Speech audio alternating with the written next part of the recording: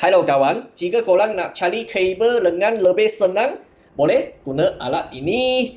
Ataupun korang punya wayar sulah sangat gelang gabuk, you tak tahu mana itu wayar, pergi mana, atau pergi TV box atau switch sana. Oh yo, kabel banyak, ada 10, 20, you tak tahu macam mana cari, boleh guna ini. Tak payah baca banyak masa untuk cari.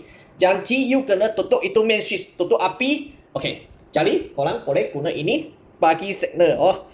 Guna ini bagi signal atau test itu kabel itu internet atau telefon punya ada masalah ke, dia wayar ada ngam ke, boleh guna ini test lah, sebab ini susah test mah kadang-kadang. Okey, dan korang boleh guna ini bagi signal tu wayar.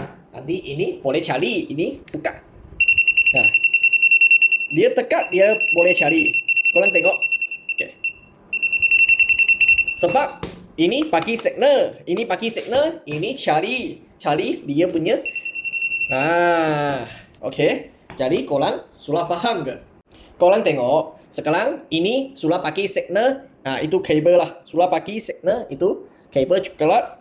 Jadi ini you pun boleh main sensitif, sensitif mau banyak sensitif atau kurangkan. Okey, jadi korang boleh test. Dia sudah test ini wayar, dia pipi. Sebab ini dia sudah rasa dia ada signal. Korang tengok. Jadi sangat senang gunakan. Jadi jika korang ada minat, sila bagi tahu kami lah. Ini sangat senang untuk cari kabel. Dan guna cara yang selamat, sebab you tutup api mah. Hanya bagi signal punya current saja mah.